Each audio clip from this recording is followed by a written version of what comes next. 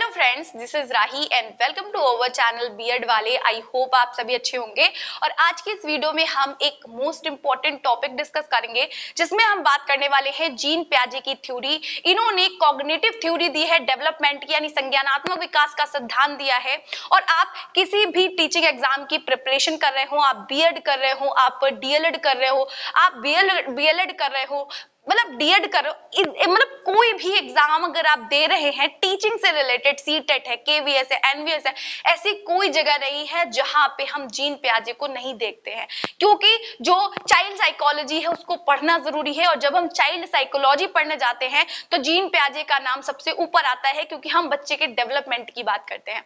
अब बच्चे का डेवलपमेंट, अगर हम डेवलपमेंट के प्रकारों की बात करें तो भाई फिजिकल डेवलपमेंट होता है, बच्चे का शारीरिक विकास होता है, बच्चे का मानसिक यानी कॉग्निटिव विकास होता है, कॉग्निटिव डेवलपमेंट होता है। फिर हम देखते हैं सोशली बच्चा जो है वो कनेक्ट होता है, उसका सोशल डेवलपमेंट होता है। फिर उसी से रिलेटेड इमोशनली भी वो डेवलप होता है, मतलब संवेगों का बच्चे का विकास होता है।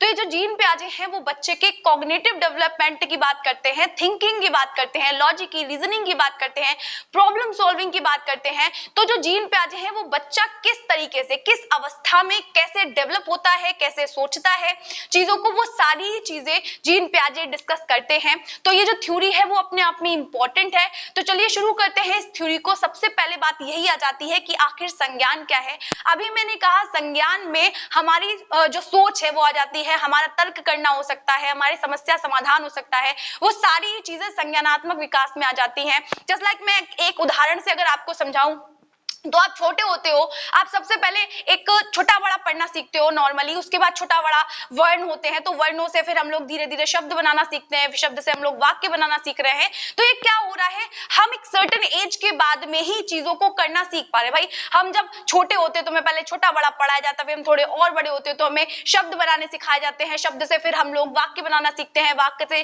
फिर हम लोग कहानियां बनाना सीख जाते हैं, है ना। फिर हम लोग क्या कर रहे हैं, एक तरीके से हम लोग डेवलप हो रहे हैं। कैसे डेवलप हो रहे हैं, संज्ञानात्मक रूप से डेवलप हो रहे हैं। अगर आपको डायरेक्ट कहानी बता दी जाएगी, आपको डायरेक्ट सेंटेंसेस बता दी जाएंगे, वाक्य बता दी जाएंगे, तो शायद जो छोटा बच्चा है वो समझ ही नहीं पाएगा। भाई कि आप एक छोटे बच्चे को पूरा पूरा सेंटेंस बता दें, याद करवा दें, रटवा दें, तो उसको समझ में ही नहीं आएगा। आप जो है वो छोटे बच्चे को पियाजे की थ्योरी नहीं पढ़ा सकते या कोई बड़ा कॉन्सेप्ट नहीं बता सकते हैं। बच्चा उम्र के अकॉर्डिंग धीरे धीरे ही चीजें सीखता है, ऐसा जीन पियाजे का कहना है। ये जो है वो फादर ऑफ चाइल्ड साइकोलॉजी कहा जाता है इन्हें, यानी बाल मनोविज्ञान का जनक किसे कहा जाता है, तो जीन पियाजे को कहा जाता है।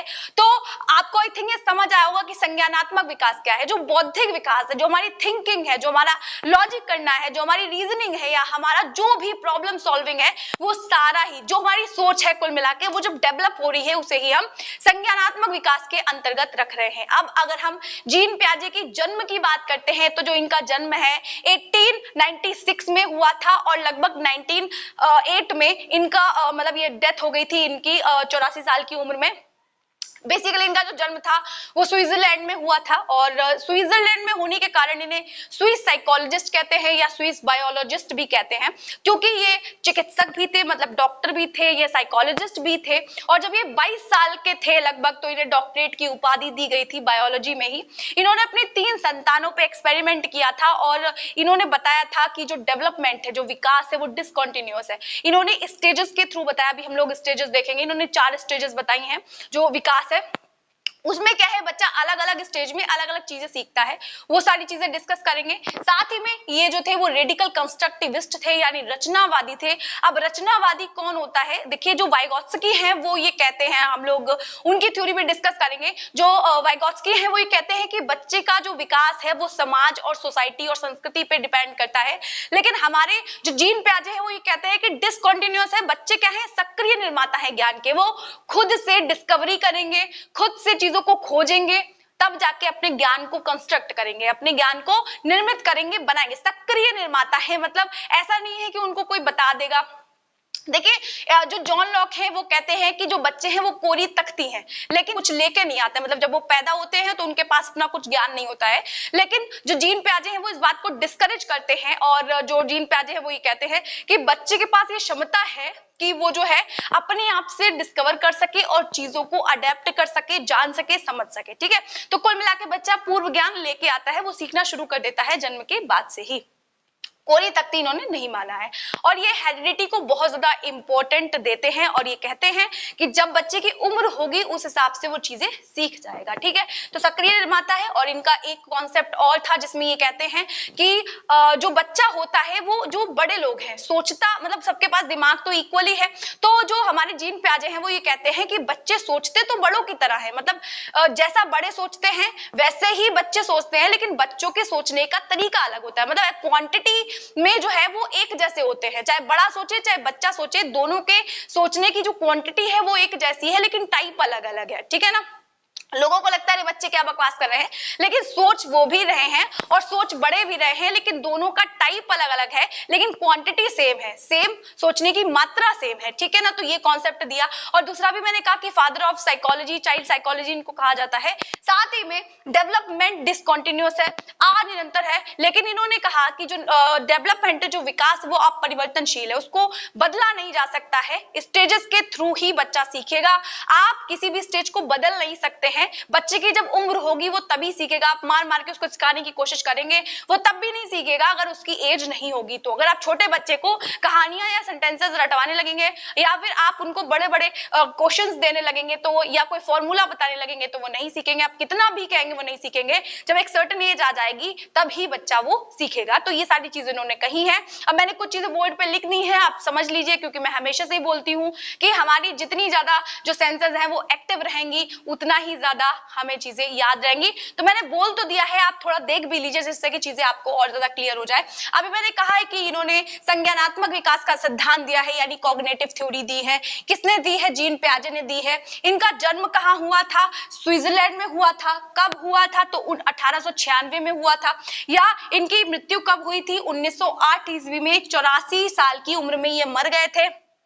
और स्विट्जरलैंड में इनका जन्म हुआ, इसीलिए हम इनको स्विस साइकोलॉजिस्ट या स्विस बायोलॉजिस्ट भी कहते हैं। अब बेसिकली जब ये 22 साल की उम्र में थे तब इन्हें डॉक्टरेट की उपाधि दी गई थी। और किसमें दी गई थी, किस सब्जेक्ट में दी गई थी? तो बायोलॉजी में ही, क्योंकि ये एक अच्छे डॉक्टर भी थे और एक साइकोलॉजिस्ट भी थे। इन्होंने अपनी 3 संतानों पे ही एक्सपेरिमेंट किया था, तब इन्हें पता चला कि जो डेवलपमेंट है वो डिसकंटिन्यूअस है। मतलब स्टेजेस दिए ना भाई, हर एक स्टेज के अकॉर्डिंग ही बच्चा डेवलप हो रहा है। साथ ही में ये रेडिकल कंस्ट्रक्टिविस्ट है, मतलब रचनावादी है। इन्होंने कहा है कि ये दुनिया की बात नहीं करते, समाज की बात नहीं करते हैं, ये कहते हैं कि बच्चा क्या है, खुद से एक्टिव पार्टिसिपेशन होगा बच्चे का, सक्रिय बच्चा खुद से डिस्कवर करेगा, खोजेगा चीजों को, तोड़ेगा, इधर उधर फेंकेगा, तब जाके बच्चा क्या कर पाएगा, अपने ज्ञान को निर्मित कर पाएगा। तो बेसिकली इन्होंने बच्चे को नन्हे वैज्ञानिक है। कभी भी आप छोटे बच्चे को देखेंगे तो वो कुछ ना कुछ कबाड़ इकट्ठा करना। मुझे याद था है कि जब मैं बचपन में होती थी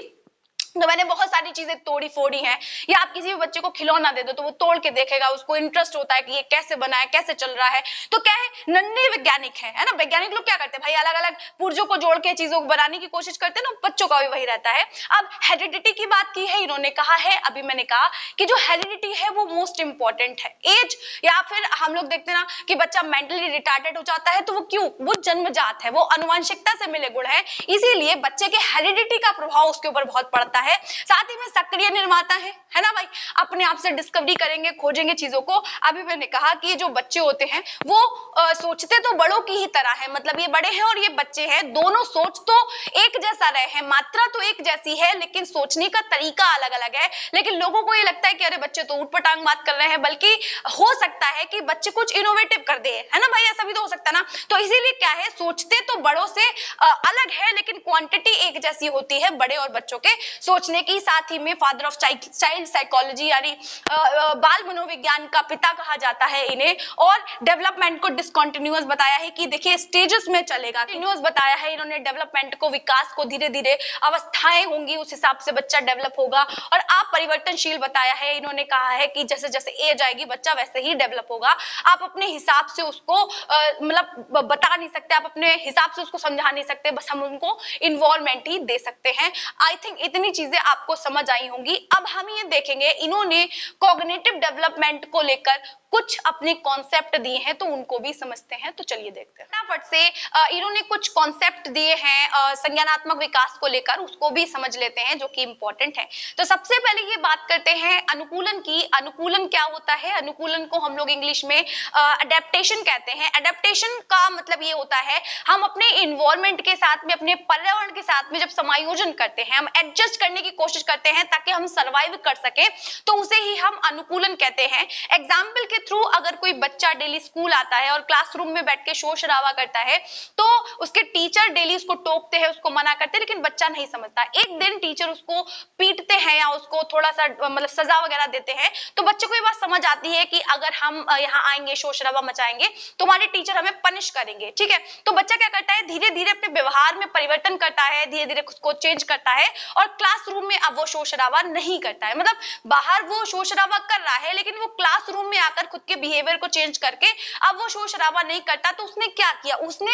एडेप्टेशन किया, उसने सिचुएशन के अकॉर्डिंग खुद को ढाला, क्योंकि उसे पता था कि अगर हम क्लासरूम में बैठ के शोर शराबा करेंगे तो भाई टीचर हमें पनिश करेंगे। तो उसने क्या किया? खुद को सरवाइव करने के लिए उस सिचुएशन में, उस जगह पे उसने क्या किया? एडेप्टेशन किया, उसने अनुकूलन किया। ऐसे ही जब हम अपने इन्वायरमेंट में, अपने पर्यावरण में क्या करते हैं? एडजस्ट करने की कोशिश करते हैं, समायोजन करने की कोशिश करते हैं ताकि हम सरवाइव कर सके, है ना, उसे ही हम अनुकूलन कह रहे हैं। आई थिंक चीजें आपको समझ आई होंगी।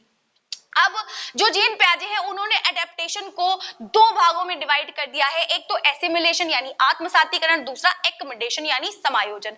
अब आत्मसातीकरण क्या होता है? आत्मसातीकरण का मतलब होता है कि जो भी ज्ञान हम अपने आसपास देख रहे हैं, बच्चा जो भी ज्ञान आसपास देख रहा है, वो जैसे का तैसा ही क्या कर रहा है, मतलब एक तरीके से ले रहा है उस ज्ञान को। कुल मिला के कुछ भी वो इंफॉर्मेशन है, जैसी का तैसी ले रहा है, खुद में खुद के कॉन्सेप्ट क्रिएट कर ले रहा है, खुद की धारणाएं क्रिएट कर ले रहा है, उसे ही आत्मसातीकरण कहते हैं। सबसे इंपॉर्टेंट चीज है कि ये दोनों क्रियाएं हैं, समायोजन की या फिर जो आत्मसातीकरण की क्रिया है, वो आपस में जुड़ी हुई है।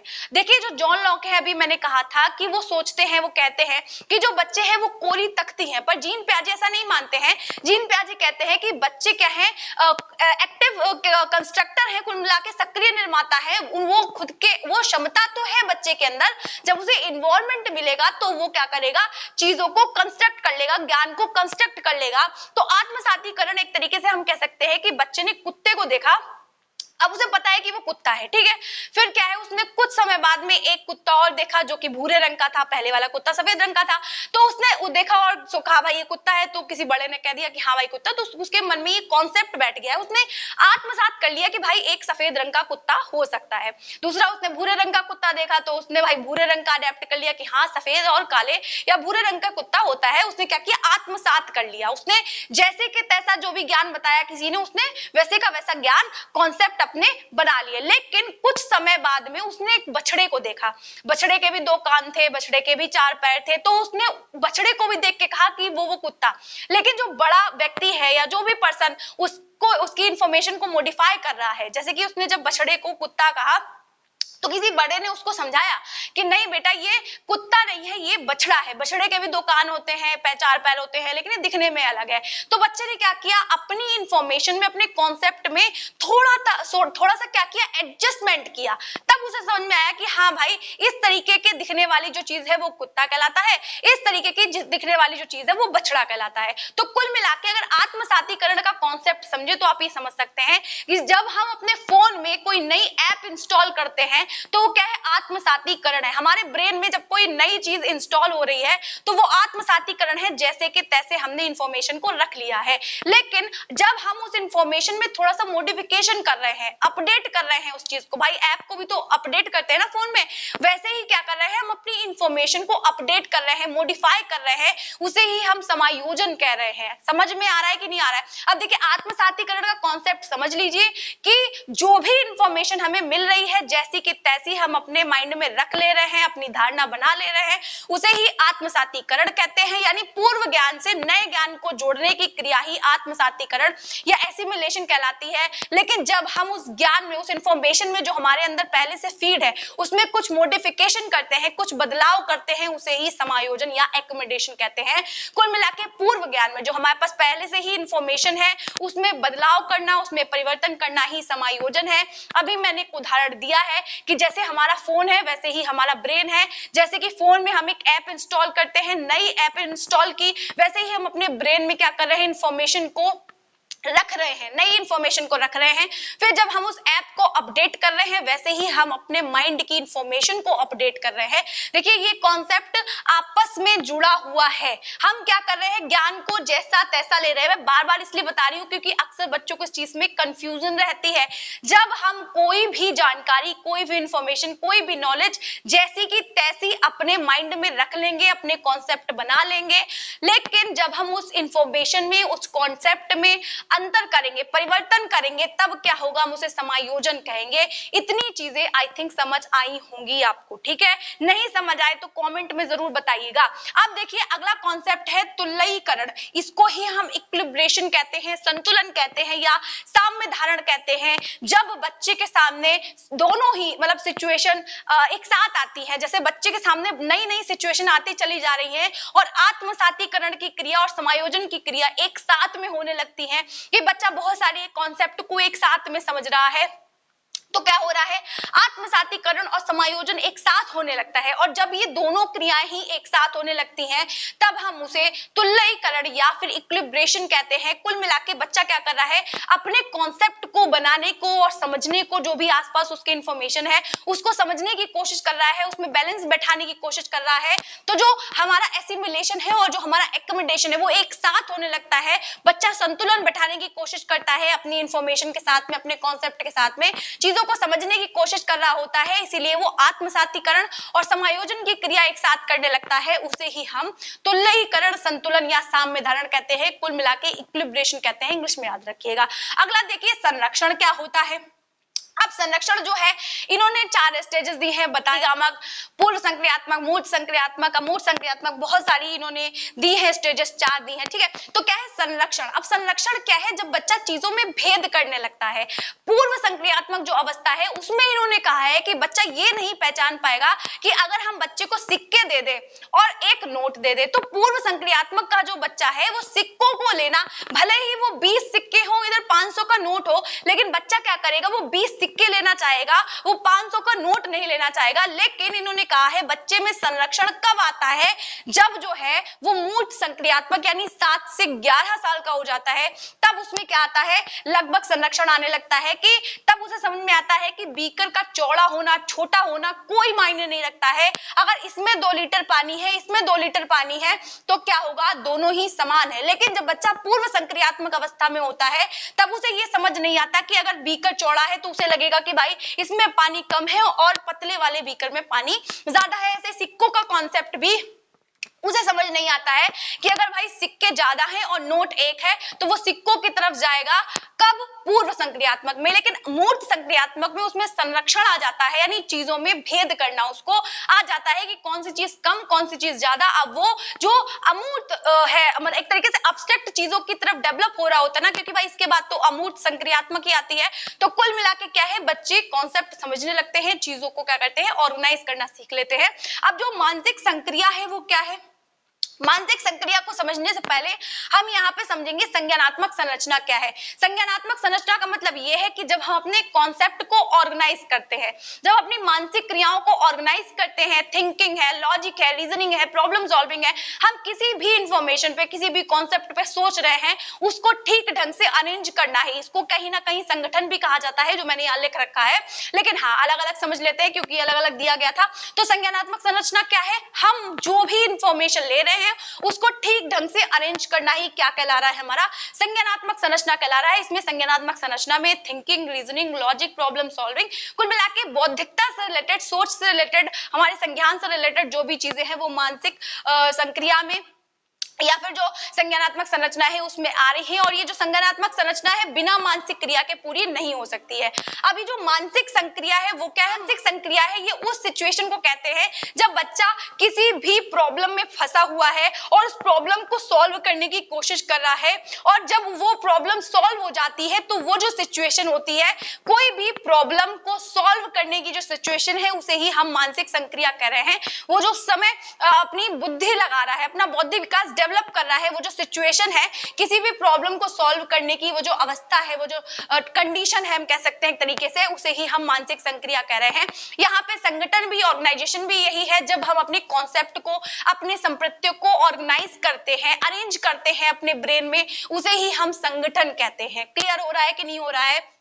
अब देखिए विकेंद्रीकरण क्या है। विकेंद्रीकरण देखिए यहाँ पे भी वही बात आती है कि जब बच्चा पूर्व संक्रियात्मक अवस्था में होता है तो आप बच्चे से कुछ भी कह दे, उसको कुछ फर्क नहीं पड़ता है कि आप उससे क्या कह रहे हैं। कुछ देर तो हो सकता है कि वो हलचल करे कि अरे इसने चिल्ला दिया, थोड़ी देर बाद वो खुद से ही खुश हो जाएगा, अरे ये वो कोई मतलब नहीं है, मतलब चीजों पे कॉन्सेंट्रेट नहीं कर पाता है, वो किसी भी चीज के बारे में मतलब सोच नहीं पाता है। लेकिन जब बच्चा मूर्त संक्रियात्मक अवस्था में आता है तब उसमें विकेंद्रीकरण की प्रवृत्ति आती है, यानी अब वो अलग अलग प्रोस्पेक्टिव में चीजों को समझ पाता है कि हाँ भाई ये हमारे लिए बुरा कर रहे हैं, ये हमारे लिए अच्छा कर रहे हैं, या कोई भी कॉन्सेप्ट, कोई भी इंफॉर्मेशन वो अलग अलग प्रोस्पेक्टिव में देख पाता है। और ये जो स्टेज है वो मूर्त संक्रियात्मक में ही आती है, उसे ही हम विकेंद्रीकरण कहते हैं कि जब बच्चा इंफॉर्मेशन को अलग अलग प्रोस्पेक्टिव में समझने लगता है, वही जो क्रिया है, वही जो प्रक्रिया है वो विकेंद्रीकरण कहलाती है। अब एक कॉन्सेप्ट आता है जिसको हम स्कीम और स्कीमा कहते हैं।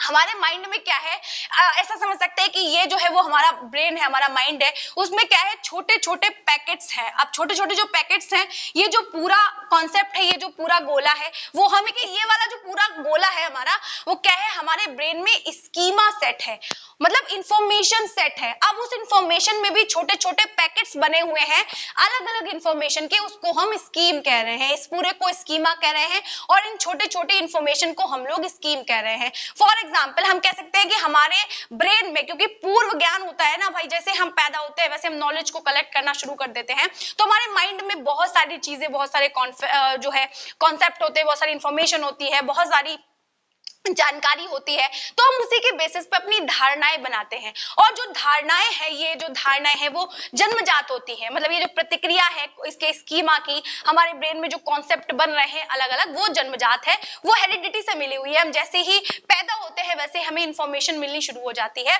तो ये क्या है, पूरा हमारे ब्रेन में एक स्कीमा सेट है भाई, पूरा एक स्कीमा बना हुआ है, उसके अंदर छोटी छोटी इंफॉर्मेशन है। फॉर एग्जाम्पल आप जो है क्या कर रहे हैं, आपके अंदर ये सेट है कि भाई हमें रात में सोने से पहले 2 घंटे फोन चलाना है, ये एक अलग स्कीम बनी हुई है आपके ब्रेन में। ऐसे ही कोई दूसरी स्कीम बनी होगी कि सुबह हम जो है 7 से 8 ये करेंगे, या इस तरीके से जाएंगे, या ये करेंगे, कुल मिला के इतनी देर पढ़ाई करेंगे। अलग अलग पैकेट होते हैं स्कीम के हमारे ब्रेन में, और ये जो पूरी स्कीम्स है वो एक स्कीमा में होते हैं, मतलब एक बड़ा कॉन्सेप्ट है स्कीमा। हमारे अंदर बहुत सारी इंफॉर्मेशन होती है, और इस इंफॉर्मेशन भी क्या है, अलग अलग टाइप की इंफॉर्मेशन है जो कि हमारे ब्रेन में स्कीम की फॉर्म में होती है। आई थिंक चीजें आपको समझ आ रही होंगी। तो ये जो कॉन्सेप्ट है वो जीन पियाजे ने दिए हैं। अब इनकी जो 4 स्टेजेस हैं उनको भी समझ लेते हैं। तो चलिए, इन्होंने जो कॉग्निटिव डेवलपमेंट है उससे रिलेटेड 4 स्टेजेस बताई हैं। उसमें सबसे पहले इन्होंने बताई है संवेदी गामक अवस्था या इंद्रिय गामक अवस्था, या हम इसको सेंसरी मोटर स्टेज भी कहते हैं।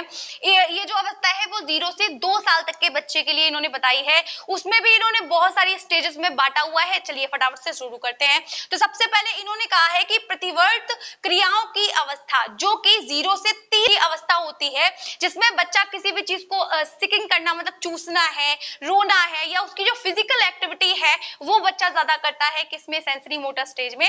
देन सेकंड अवस्था कब आती है, प्रमुख वृत्तीय प्रतिक्रियाओं की अवस्था। ये जो अवस्था है वो 1 से 4 माह की, यानी 1 से 4 महीने का जब बच्चा होता है तब इस अवस्था से गुजरता है, और इसमें क्या है, वो एसिमिलेशन और एक्कोमोडेशन करना सीखता है। अभी हमने देखा था कि वो इंफॉर्मेशन को लेना सीखता है, साथ ही में इंफॉर्मेशन में मॉडिफिकेशन करना सीखता है, लगभग 1 से 3 माह की अवस्था में। अगला देखते हैं तो गौण वृत्तीय प्रतिक्रियाओं की अवस्था, यानी 4 से 8 माह में, यानी 4 से 8 महीने में जब बच्चा आता है तब वो क्या है, वस्तुओं को इधर से उधर करने लगता है, उलटने पुलटने लगता है, साथ ही में कुछ ऐसी एक्टिविटी भी करता है कि जिसमें उसे मजा आए, है ना भाई। वो बार बार उस चीज को रिपीट करता है जिसमें उसे मजा आए, या फिर हम कह सकते हैं उसके लिए रोचक हो। अब देखिए चौथी क्या है, तो इसी में है ये सारी स्टेजेस। जब बच्चा, अब वो बच्चा जो है वो 4 से 8 महीने का हो गया, अब जब बच्चा 8 से 12 महीने के बीच में आएगा तब वो बच्चा गौड़ स्कीमेटा के समन्वय की अवस्था में आ जाएगा। इसमें क्या है, बच्चे के पास अब कोई उद्देश्य है उस वस्तु तक पहुंचने का, यानी अगर आप छुपा लेते हैं कोई चीज को बेसिकली, तो बच्चा जो है वो ढूंढने लग जाएगा। अब अगली जो अवस्था होती है वो तृतीय वृत्तीय प्रतिक्रियाओं की अवस्था, यानी 12 से 18 माह की अवस्था जो है वो तृतीय वृत्तीय प्रतिक्रियाओं की अवस्था कहलाती है। इसमें बच्चा गलती करके, प्रयास करके सीखने की कोशिश करता है, इंफॉर्मेशन को कलेक्ट करने की कोशिश करता है। देन अगली जो हमारी संवेदी गामक की अवस्था है वो है 18 से 24 माह की, मानसिक सहयोग द्वारा नए साधनों की खोज करना। इसमें बच्चे में ऑब्जेक्ट परमानेंस आ जाता है। तो ये क्या थी, टोटल 6 उप अवस्थाएं थी किसकी, संवेदी गामक की, और इसमें बच्चे की जो फिजिकल एक्टिविटी है वो ज्यादा रहती है। ऑब्जेक्ट परमानेंस का मतलब ये है कि अब अगर आप वस्तु को छुपाते हैं तो क्या है, वो सोचने लग जाएगा उस वस्तु के ऊपर, ठीक है। तो ये थी हमारी संवेदी गामक अवस्था। देन अगर हम नेक्स्ट समझे तो यहाँ पे आती है पूर्व संक्रियात्मक। अब बच्चा 2 साल से 7 साल के बीच में जब आएगा तो क्या है, वो पूर्व संक्रियात्मक अवस्था कहलाएगी। इसमें क्या है, बच्चे को खेल में बहुत रुचि होती है, वो अलग अलग तरीके के नए जो खेल है वो इन्वेंट करेगा, मतलब कुछ भी कंचे हैं या जो माचिस के पत्ते हैं वो तोड़ तोड़ के, मैंने देखा था काफी सारे बच्चों को, तो वो खेलेंगे, कुछ भी खेलते हैं, है ना। और इनको भी हम 2 अवस्थाओं में बांटते हैं, मतलब इनकी जो उप अवस्थाएं हैं, बेसिकली ये भी उप अवस्थाएं ही थी। तो प्राक संप्रत्यात्मक अवधि आती है 2 से 4 साल की वर्ष की जो अवधि होती है, प्लस अंतरदर्शी अवधि होती है 4 से 7 वर्ष की। तो ये क्या है, पूर्व संक्रियात्मक की 2 उप अवस्थाएं हैं। इसमें क्या होगा, बच्चे प्रतीकों का इस्तेमाल ज्यादा करते हैं, सिंबल्स का यूज ज्यादा करते हैं। साथ ही में अगर आप उन्हें, जैसे सिंबल्स का यूज कैसे, अगर आप उनको कहेंगे कि भाई हाथी है, तो हाथी की इमेज उनके माइंड में आ जाएगी। धीरे धीरे बच्चे का डेवलपमेंट हो रहा है तो वो चीजों को सुन के, मतलब उस चीज की इमेज बच्चे के मन में आने लगेगी। अब क्या है, यहाँ पे जीववाद का कॉन्सेप्ट नहीं होता है, बच्चे को ये नहीं पता होता है कि भाई गुड़िया है तो इसमें जान नहीं है, अगर गेट है, गेट से चोट लग गई है तो, या फिर गिर पड़े हैं तो अगर मम्मी ने धरती को थोड़ा सा मार दिया या फिर जमीन पे थोड़ा सा मार दिया तो बच्चा चुप हो जाता है। बच्चे को लगता है मुझे चोट लगी है तो धरती को भी चोट लगी है। तो ये जो कॉन्सेप्ट है, जीववाद का कॉन्सेप्ट बच्चे को कहा नहीं आता है, पूर्व संक्रियात्मक में बच्चा ये नहीं समझ पाता है कि ये सजीव है, ये निर्जीव है, ठीक है। दूसरा क्या है, यहाँ पे बच्चा अहम केंद्रित होता है। अहम केंद्रित का मतलब ये है ईगोसेंट्रिक है। उसे ऐसा लगता है जो मुझे पसंद है वो पूरी दुनिया को पसंद है, वरना वो रोएगा। उसे लगता है कि अगर हमें वनीला आइसक्रीम पसंद है तो भाई सबको वनीला आइसक्रीम पसंद है। कुल मिला के उसे ऐसा लगता है कि जो हमें पसंद है, जो मेरी सोच है, वही लोगों की सोच है। तो यहाँ पे बच्चा ईगोसेंट्रिक होता है। साथ ही में इरिवर्सिबल होता है, वो किसी भी संप्रत्यय को बदल नहीं पाता है। अगर 6 और 2 8 होते हैं तो वो ये नहीं बता पाएगा 2 और 6 कितने होते हैं। तो यहाँ पे इरिवर्सिबिलिटी बच्चे में नहीं आती है। साथ ही में जो मुद्रा है, जो दूरी है, जो संरक्षण है, बेसिकली यहाँ नहीं आता है। अगर आप उसको 5 सिक्के देंगे तो वो 5 सिक्के लेगा, एक नोट 10 के लेने के बजाय। तो यहाँ पे बच्चे में संरक्षण भी नहीं आता है। यहाँ पे बच्चे में केंद्रीकरण आता है, कंसंट्रेशन करता है, बेसिकली किसी भी एक विषय पे ही सोच पाएगा। इसका यहाँ पे विकेंद्रीकरण नहीं हो पाएगा, अलग अलग प्रोस्पेक्टिव में नहीं सोच पाएगा बच्चा। यहाँ पे बच्चे का सिर्फ केंद्रीकरण होगा, बच्चा किसी एक कॉन्सेप्ट की तरफ, किसी एक विषय की तरफ ही ध्यान दे पाएगा। अगला, संरक्षण नहीं आएगा, क्रमबद्धता भी नहीं आएगी, सीक्वेंस में रखना नहीं आएगा बच्चे को। वो कब आएगा, वो मूल संक्रियात्मक में आएगा। यहाँ पे क्या है, यहाँ पे बच्चे का सबसे पहला काम होता है, सबसे पहली क्रिया होती है कि वो समाज, सोसाइटी में अपनी पहचान चाहता है, मतलब आगे रखना चाहता है खुद को। मतलब जैसे आप टेस्ट वगैरह भी देखते होंगे कि उसको अच्छा करना, अच्छी परफॉर्मेंस देना है, अटेंशन सीकर बेसिकली बनना है उसको। साथ ही में इन्वायरमेंट के साथ एडजस्ट करना सीखता है, समायोजन करना सीखता है, एक्कोमोडेशन करना सीखता है। अब देखिए यहाँ पे चिंतन की क्षमता डेवलप हो जाती है किसी भी कॉन्सेप्ट को लेकर। अब वो क्या करता है, दूसरे के प्रोस्पेक्टिव से भी सोच पाता है कि भाई सामने वाला इंसान क्या सोच रहा होगा, किस तरीके से सोच रहा होगा। यहाँ पे हाइपोथेटिकल थिंकिंग आ जाती है। अब वो किसी भी कॉन्सेप्ट को लेकर सोच सकता है, उस पर तर्क कर सकता है, अगर कोई एग्जाम्पल दे रहा है तो ऐसा क्यों है, ऐसा क्यों नहीं है, वो सारी चीजें पूछने की क्षमता बच्चे में, मूर्त संक्रियात्मकता में बच्चे में आ जाती है। साथ ही में जीववाद का जो कॉन्सेप्ट है, जो निर्जीव और सजीव का कॉन्सेप्ट है, बच्चे में आ जाता है। बच्चे को पता चल जाता है कि हाँ भाई गुड़िया जो है वो निर्जीव है, या धरती जो है वो निर्जीव है, या पेड़ पौधे जो है वो सजीव है। वो सारी चीजें कॉन्सेप्ट बच्चे को यहाँ आ जाते हैं। साथ ही में रिवर्सिबिलिटी भी आ जाती है कि अगर उसको 2 और 4 6 है तो 4 और 2 भी 6 होते हैं। सारी चीजें रिवर्सिबिलिटी आ जाती है, संरक्षण आ जाता है, साथ ही में क्रमबद्धता आ जाती है। जो चीजें यहाँ डेवलपमेंट नहीं हो पाया जिन चीजों का, वो चीजें यहाँ आ जाती हैं। चाहे वो जीव बात कहे, चाहे वो ईगोसेंट्रिक है बच्चा, अब ईगोसेंट्रिक नहीं रह जाता है, वो हर किसी एक के प्रोस्पेक्टिव से सोचने लगता है। अगला देखें तो औपचारिक अमूर्त संक्रियात्मक कह ले या औपचारिक संक्रियात्मक कह ले, जो कि हमारी अवस्था 11 से 15 साल तक के बच्चों की होती है। यहाँ पे बच्चा एब्स्ट्रैक्ट थिंकिंग करने लगता है। मतलब अगर आप उसको कोई चीज नहीं देंगे, जैसे आप मैथ्स में देखते होंगे कि बच्चे को पहले फॉर्मूला बताया जाता है, बाद में बच्चा क्या करता है, मैथ्स के सवाल सॉल्व करता है। तो क्या है, अब वो परे जाके अगर आप उसको कुछ नहीं भी दिखा रहे हैं तब भी वो अमूर्त चिंतन करने लगता है। वो बिना देखे भी थिंकिंग कर सकता है। अगर आप उसको एक टॉपिक दे देंगे तो वो अपने आप से एक स्टोरी क्रिएट कर देगा। तो वो कॉन्सेप्ट कहाँ आ रहा है, औपचारिक या अमूर्त संक्रियात्मकता में आ रहा है। तो आई थिंक इतनी चीजें आपको समझ आई होंगी। ये जो जीन प्याजे हैं उनकी आलोचना भी बहुत सारे लोगों ने की, क्योंकि इन्होंने कहा ये जो स्टेजेस हैं ये अपरिवर्तनशील है, यानी बदलाव नहीं किया जा सकता इसमें, क्योंकि ये हेरिडिटी को इंपॉर्टेंस देते हैं। और इन्होंने जो विकास है वो डिसकंटिन्यूअस बताया। तो इन्होंने कहा अपरिवर्तनशील है, बट परिवर्तनशील है, मतलब इन्होंने कहा कि आप परिवर्तनशील है, लेकिन लोगों का कहना था कि बच्चे के डेवलपमेंट को बदला जा सकता है अगर हम उसके इन्वायरमेंट को चेंज कर दें। प्लस अगर 2 ऐसे लोग शादी करें जो इंटेलिजेंट हैं, मतलब जाहिर सी बात है, ऑब्वियस सी बात है, अगर हेरिडिटी की हम बात करते हैं तो 2 अगर ऐसे लोग शादी करते हैं जो इंटेलिजेंट हैं, तो लगभग ये पॉसिबिलिटी है कि जो संतान या संतति उत्पन्न होगी वो भी कैसी होगी, इंटेलिजेंट ही होगी। 70 या 80% चांसेस ये हैं कि जो हमारी जो भी संतति उत्पन्न हो रही है वो कैसी हो, इंटेलिजेंट हो। प्लस उसको इन्वायरमेंट दिया जाए तो हम बच्चे के विकास को बदल सकते हैं, परिवर्तन कर सकते हैं विकास में। लेकिन इनका मानना था कि जो विकास है बच्चे का वो अपरिवर्तनशील है, तो इस वजह से ही इनको क्या किया गया था, इनकी आलोचना की गई थी, क्रिटिसाइज किया गया था। ऐसी बहुत सारी आलोचनाएं थी इनको लेकर।